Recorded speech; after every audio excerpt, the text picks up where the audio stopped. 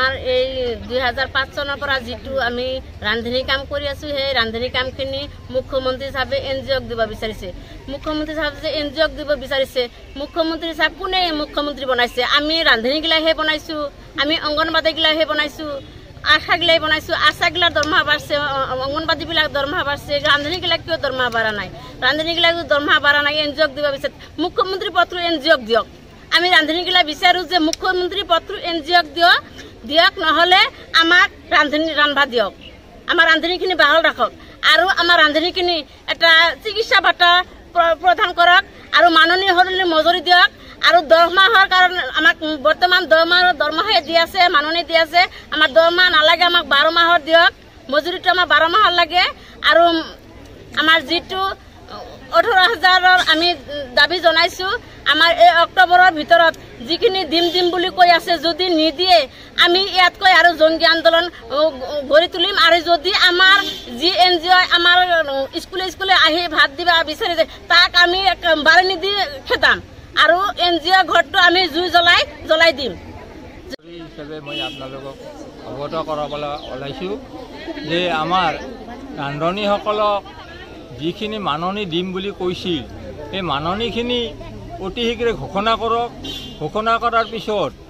আমাক এককালীন সাহায্য এটা দিম বুলি কৈছিল সেইটো আমাক ঘোষণা কৰক কি এককালীন সাহায্য দিব গতিকে আমি ৰান্ধনীসকলে বহুত ধৈৰ্য হৈ চাই আছো ধৈৰ্যৰ গতিকে ৰান্ধনীসকলৰ মাননী বৃদ্ধি কৰাটো কেন্দ্ৰীয় চৰকাৰৰ যি আঁচনি এই আঁচনিত কেন্দ্ৰীয় চৰকাৰে যে অক্টোবৰত তাৰমানে মাননী বৃদ্ধি কৰাৰ কাৰণে ঘোষণা কৰিব সেই কথাটো লৈ তাৰমানে আমাৰ অসম চৰকাৰৰ মিনিষ্টাৰে এইখিনি আগুৱা পিছা কৰি আছে গতিকে তেখেতে অক্টোবৰৰ আগত যদি আমাক ঘোষণা নকৰে তেতিয়াহ'লে আমি জংকী আন্দোলন কৰিম বুলি আমি প্ৰতিশ্ৰুতি লৈছো আমি আজি ইয়াত সমবেত হোৱাৰ এটাই উদ্দেশ্য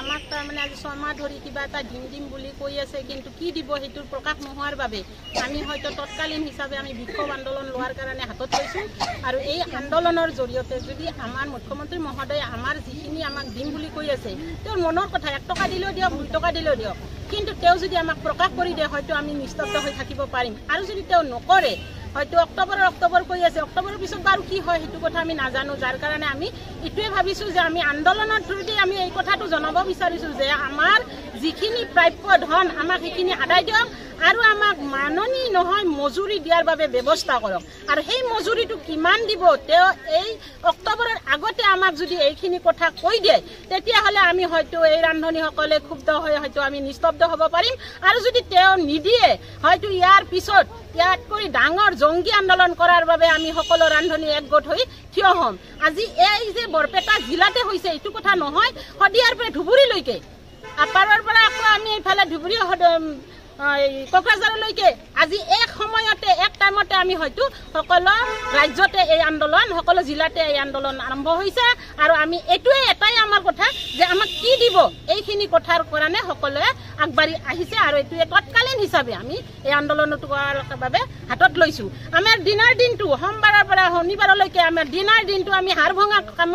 কষ্ট কৰি থাকো কিন্তু সেই কষ্টৰ মূল্য নাপাওঁ আৰু তাৰ উপৰঞ্চি তেওঁ আজি দিব বিচাৰিছে ঐক্যবদ্ধ ফাউণ্ডেশ্যন আৰু সেই ঐক্যবদ্ধ ফাউণ্ডেশ্যনটো যদি দিয়ে তেতিয়াহ'লে আমাক কি কৰিব আমাক কি দিব কিন্তু তেওঁ প্ৰকাশ কৰিহে দিব পাৰিব আৰু যদি নিদিয়ে তেতিয়াহ'লে কোনো ঐক্যবদ্ধ ফাউণ্ডেশ্যনৰ কোনো এনজিঅ'কে আমি কোনো ৰান্ধনীয়ে মানি নলওঁ আৰু নলাৰ কাৰণে আমি হয়তো সকলে মাৰ বান্ধি আমি ৰাস্তাই ঘাটে আমি বহি পৰিব লগা বাধ্যতা হৈ পৰিম সেইখিনি যদি নকৰে তেওঁ ইমিডিয়েটলি আমাৰ অক্টোবৰৰ আগত আমাক কি দিব সেইখিনি ঘোষণা কৰাটো আমি বিচাৰিছো আৰু সেয়ে আমি ইয়াত সকলোৱে লগ হোৱাটোৰ এটাই উদ্দেশ্য